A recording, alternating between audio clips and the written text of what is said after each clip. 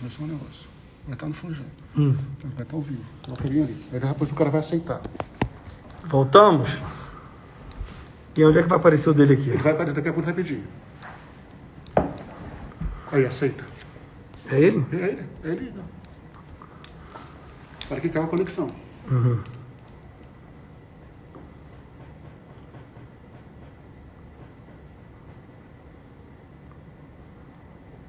Cadê o flash?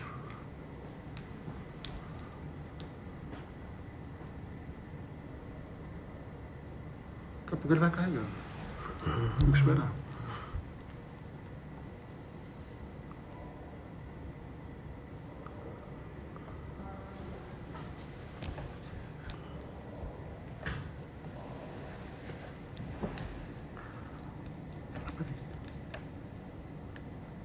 Não, pode cancelar, cancela aí.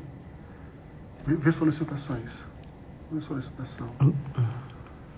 É isso aí, vai. Tira da câmera, você vai aparecer.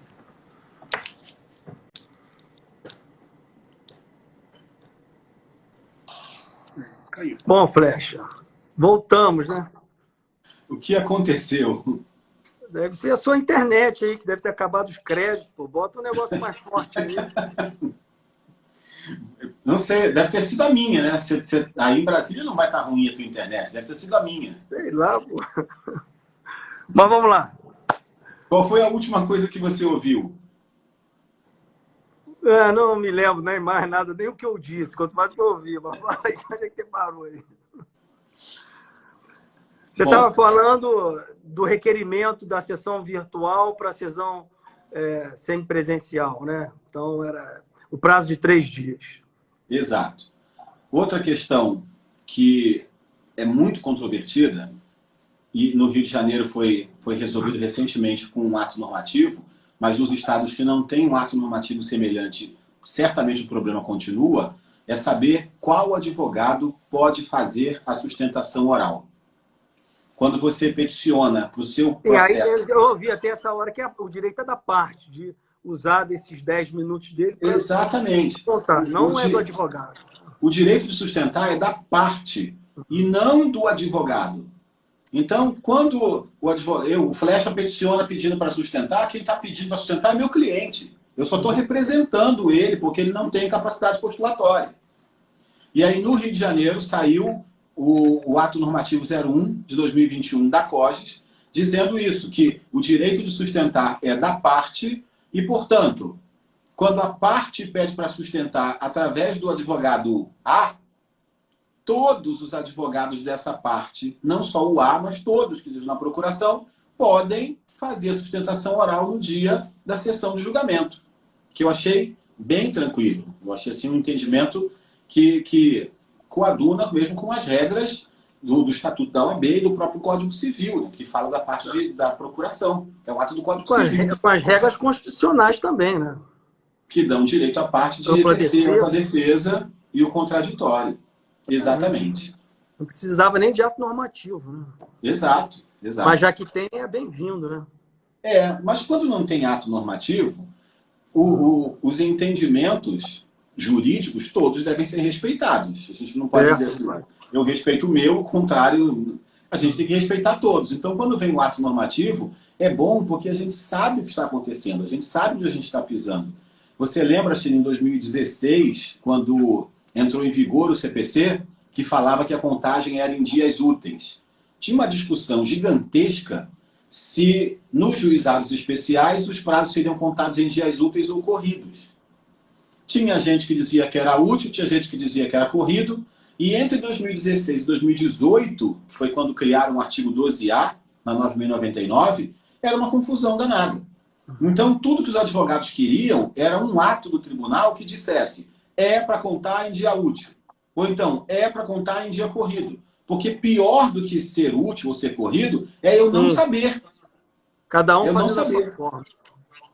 Na época, o Tribunal do Rio editou um ato dizendo que deveria ser contado em dias corridos. Exatamente. E aí todo mundo reclamou, nossa, poxa, tinha que ser útil, igual o CPC. Eu achei ótimo, porque agora eu sei exatamente que no juizado especial é para contar corrido e ponto final. O problema é eu não saber o que tem que acontecer. Mesma coisa em turma recursal. Então, quem for do Rio de Janeiro, esse ato é bem legal de consultar. Ato normativo 01 de 2021.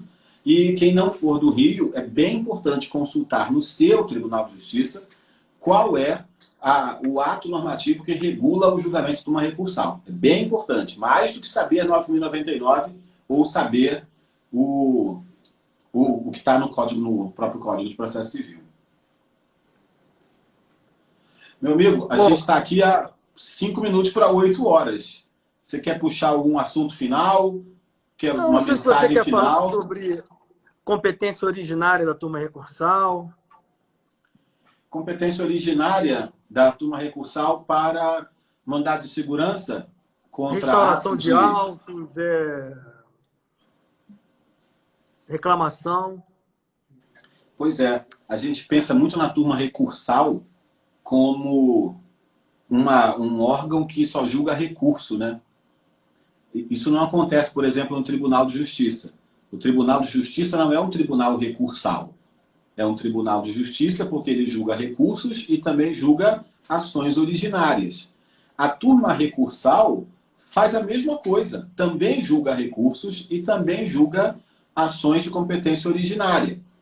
Mas por causa do nome turma recursal, a gente acaba achando que ela só julga recursos. Mas existem ações que são da competência originária da turma recursal. Você bem citou aí a ação de restauração de autos e, sem dúvida, o mais famoso, mandado de segurança contra ato judicial lá do juizado especial, que fez o primeiro grau de jurisdição. O exemplo mais comum, decisão interlocutória que defere ou indefere tutela antecipada. Ô, Flecha, esse tema... Vamos falar um temazinho para terminar, então. Artigo 55 da Lei 9.099, ele diz o seguinte... Você vai abrir essa porta mesmo, né? É para terminar, logo. A sentença de primeiro grau não condenará o vencido em custas de advogados, ressalvados casos de litigância de má-fé. Aí tá ótimo, não tem problema. Beleza, beleza. Em segundo grau, o recorrente vencido. Então ele fala o recorrente vencido. Ele não fala o recorrente pagará as custas e honorários de advogados. O recorrente que paga as custas e os honorários é o recorrente vencido. Até porque esse dispositivo, isso na exposição de motivo do Hélio Beltrão, da Lei de Juizado de Pequenas Causas, era para desestimular o recurso. Então, o recorrente vencido, ele pagará as custas e os honorários, que serão fixados em 10% do valor da causa. Agora, muito bem. Então, se a gente tem uma regra de processo civil, né, que é a necessidade de servir-se do processo para reconhecimento de um direito, não deve reverter em dano a quem tem o direito. Isso aqui eu vendo que disse essa frase. Ou seja, para eu ter o meu direito reconhecido, eu não posso terminar com o meu reconhecimento do meu direito e com prejuízo financeiro. Então, se eu sou demandado, vamos supor, por uma parte que me cobre determinada quantia, vamos supor, por um acidente de trânsito, e ele ganha em primeira instância, e aí eu tenho que recorrer, porque eu tenho direito, eu não fui culpado pelo acidente. Então, eu pago as custas, porque na Lei 9.099, a regra do artigo 54. O preparo do recurso, na forma do artigo 42, compreenderá todas as despesas processuais, inclusive as despesas de segunda da turma recursal e aquelas que foram dispensadas.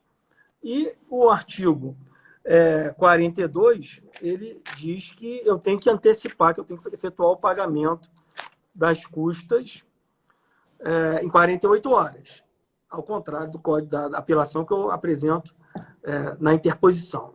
Aí eu ganho, mas eu paguei, vamos supor, R$1.000 de custas. E aí eu não tenho que pagar Vamos supor que o dano que ele esteja me cobrando seja R$ 500. Quebrou a lanterna do carro e entrou com uma ação para que eu pague R$ 500. E eu fui condenado em primeira instância para pagar os 500.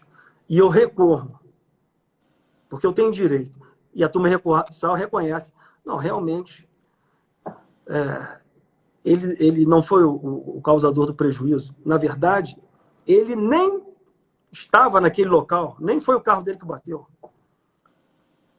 Eu não pago os R$ 500 da parte. E quem vai me ressarcir o dinheiro que eu tive que antecipar, se o que o artigo 55 ele diz, o recorrente vencido. Eu não fui vencido, eu fui vencedor. Pois E é. aí? Pois é. Existem 3 pessoas que defendem o que eu vou falar agora. Bom, você Duas vai incluir o ministro Fux? Então, 3 pessoas defendem o que eu vou falar agora. 2 delas estão aqui na tela agora. Você e eu. Porque a gente tem um artigo sobre isso e no nosso livro, a gente também defende sobre isso. A terceira pessoa, você fala já já. Vamos lá. Esse artigo 55, na minha opinião, é o que mais foi maltratado na língua portuguesa.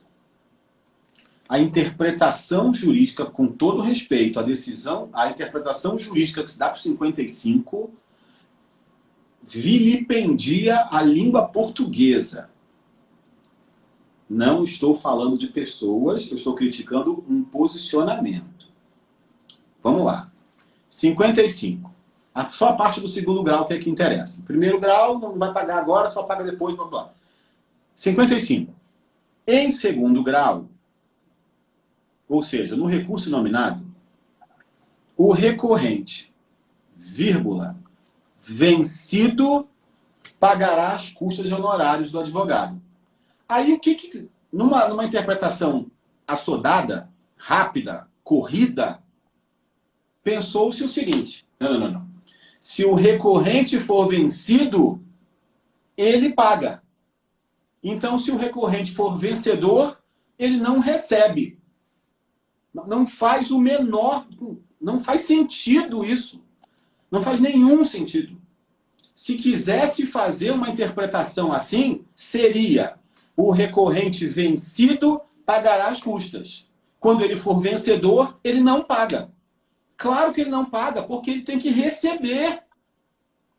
Isso, para mim, é semântica. Isso é interpretação léxica. Então, se ninguém gramática. fosse receber as custas, se ninguém fosse receber as custas, o artigo diria só o seguinte: o recorrente pagará as custas.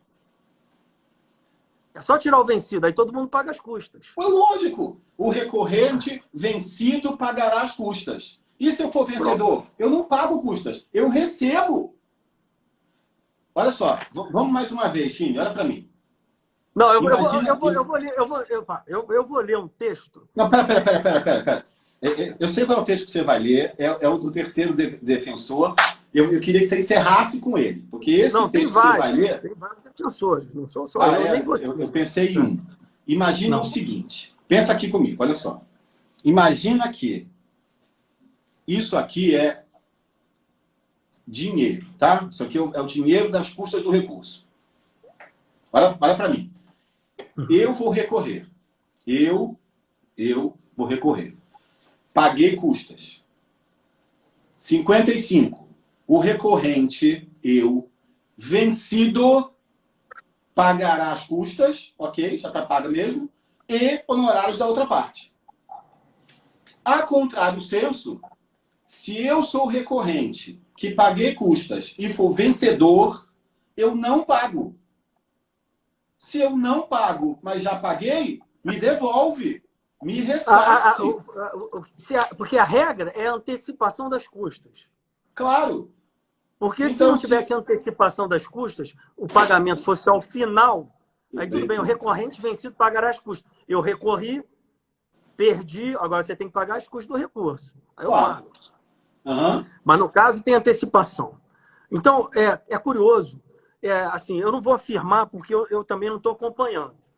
Mas E tem algumas pessoas de outros estados aí, provavelmente, que podem até atualizar a gente, né?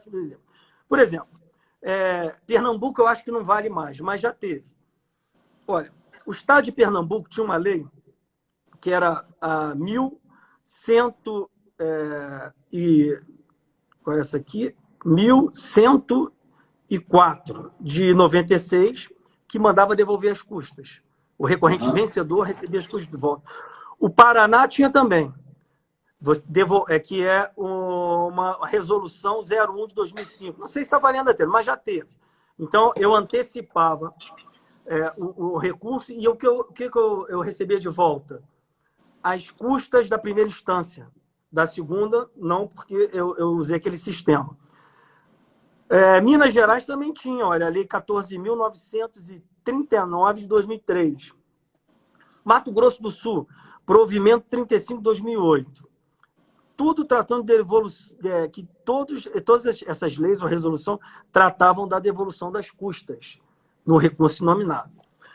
O ministro Fux, ele tem um livro, né, Manual dos Juizados Especiais Cíveis, e ele diz o seguinte, entretanto, o parágrafo único do artigo 54 da Lei 9.099 determina que o recorrente deposite as despesas exoneradas em primeiro grau com requisito de admissibilidade do recurso. Ora, se ele for vencedor,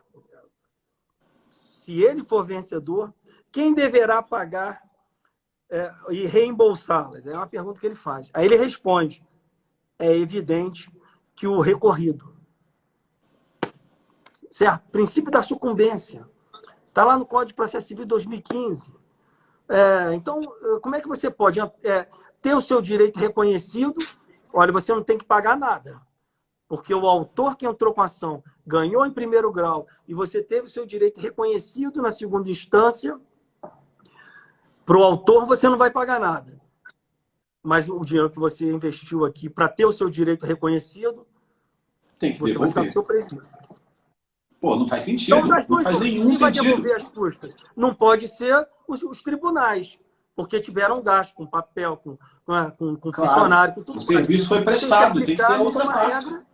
A regra do Código de Processo Civil. Quem paga a parte de sucumbência, regra geral de sucumbência. Uhum. Mas só então, você está dizendo que tem 3 defensores dessa tese. Se eu sou recorrente e venci, eu recebo de volta. Você, eu e o ministro Luiz Fux. É isso? Não sei se ele mudou, né? Quando eu escrevi o livro dele. Até a edição que eu tenho. Até a última edição que saiu estava assim. Acho que nem publica mais esse livro dele. Bom, então, se você tiver a oportunidade de perguntar, seria muito bom. Acho que ele nem lembra. Bom, mas de qualquer forma, fica essa discussão aí, esse tema aí. Flecha, eu queria agradecer muito a sua participação. Você é um grande amigo leal, uma pessoa que a gente tem não só essa afinidade aí, pelo estudo do processo civil, nós somos vizinhos, né? Você, lá moramos assim na mesma rua.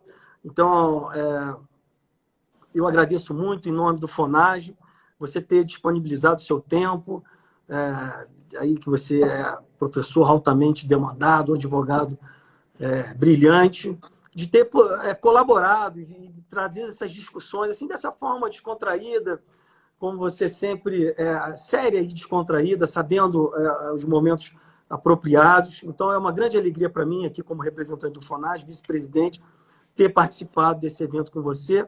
Então, eu agradeço em nome dos meus companheiros e queria que você fizesse, então, as suas palavras de despedida para que a gente possa, então, seguir a nossa vida e os afazeres que a gente tem que fazer aqui. Obrigado, Flecha. Eu vou endereçar meu agradecimento não ao meu amigo pessoal. Desse cômodo onde eu estou, tem uma janela na minha frente, Tim, eu vejo tua casa daqui. Então, eu não estou me dirigindo ao meu amigo pessoal. Eu estou me dirigindo, dentro do perfil do FONAGE, ao vice-presidente do FONAGE. Agradeço demais pelo convite. porque eu te conheço o suficiente para saber que se você fosse só meu amigo, mas não achasse que eu pudesse contribuir, você não me chamaria. Então, obrigado, presidente, pelo convite. Obrigado por estar aqui. Agradeço a essas palavras finais aqui, todo mundo elogiando a gente, dando parabéns, pedindo uma segunda parte. Obrigado para quem teve paciência com a nossa inépcia com a tecnologia. E realmente foi bem divertido. Mais de uma hora que a gente está junto aqui, passou muito rápido. Então, obrigado mesmo pelo convite. Todas as vezes que você quiser, já está previamente aceito. Não, e olha, a responsabilidade pela ineficiência da tecnologia e da operação tecnológica É minha. É do secretário-geral do FONAGE, doutor Guilherme, que eu falei, olha, você passa isso para o Flecha fazer. Não, você que tem que fazer. Falei, então é isso aí que deu. Então a responsabilidade não é nem minha, nem é do Guilherme. Bom, obrigado a todos. Boa noite. Valeu. Boa noite. Um abraço. Tchau. Tchau, tchau. Estamos no clube.